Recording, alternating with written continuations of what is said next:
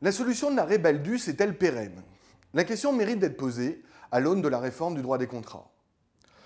Le célèbre arrêt Baldus de la première chambre civile du 3 mai 2000 est connu de tous.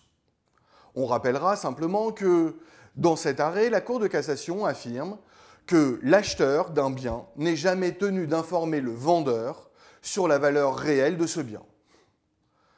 On le sait, cet arrêt, qui a pourtant été extrêmement décrié quand il a été rendu, appartient aujourd'hui au droit positif et porte une solution non seulement consolidée mais justifiée.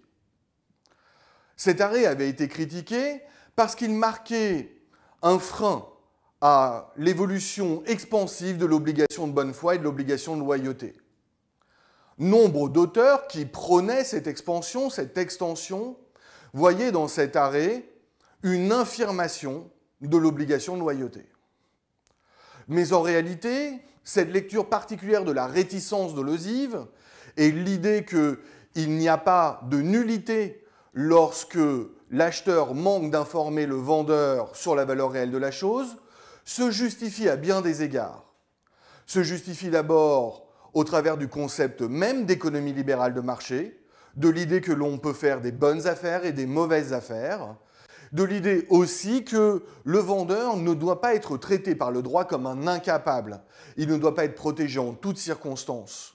Un contractant doit bénéficier d'une protection, la protection de sa volonté, de son consentement. Mais encore faut-il qu'il la mérite. Or, dans l'espèce qui nous concerne, l'arrêt Baldus, mais de manière plus générale encore, un vendeur d'une chose peut tout à fait s'informer sur la valeur de cette chose. Il a même presque une obligation de se renseigner, ne serait-ce qu'au travers de la logique, sinon du droit. Alors, finalement, qu'il ne puisse derrière invoquer la nullité à son bénéfice, parce que l'acheteur ne l'a pas informé sur la valeur réelle de la chose, cette impossibilité d'obtenir la nullité est une forme de sanction. L'arrêt Baldus, tant décrié au départ, est donc aujourd'hui parfaitement retenu, admis, et cette solution a perduré en droit positif. En témoignent plusieurs arrêts, et je pense notamment à un autre arrêt du 15 janvier 2007 où la solution de l'arrêt Baldus est expressément reprise. L'arrêt Baldus appartient donc au droit positif antérieur à la réforme du droit des obligations, antérieur à la réforme du droit des contrats, pratiquée par l'ordonnance du 10 février 2016, entrée en vigueur le 1er octobre 2016. Pourtant, une question demeure. Puisque la solution de l'arrêt Baldus n'est pas entrée telle qu'elle dans la loi, est-ce que la réforme du droit des contrats permet d'envisager sa pérennité? La réponse n'est pas aisée. Deux textes semblent s'opposer, en apparence à tout le moins.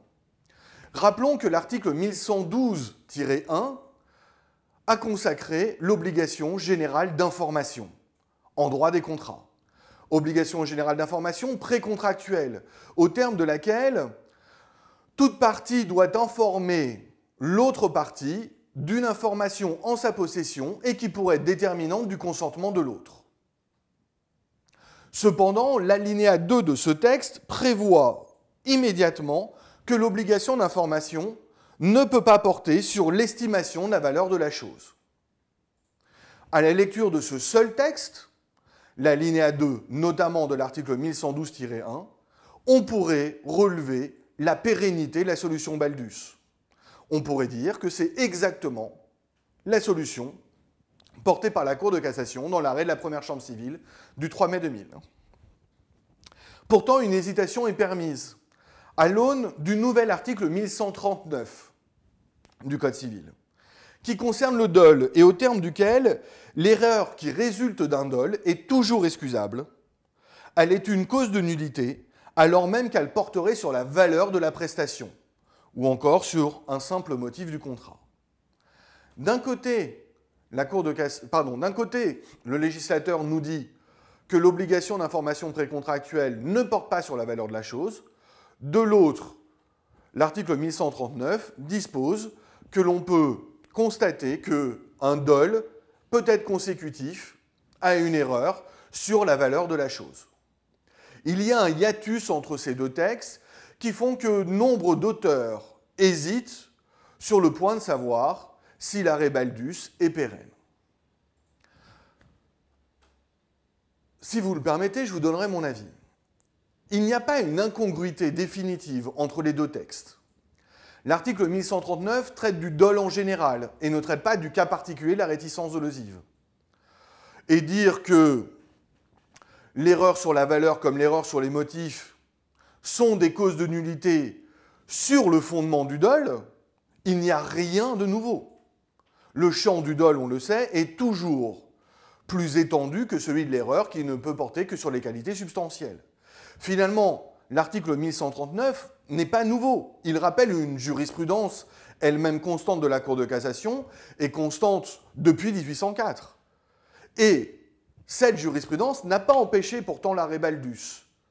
Alors, permettez-moi de croire que l'article 1112-1 alinéa 2 permet à lui seul de confirmer la solution de l'arrêt Baldus de 2000.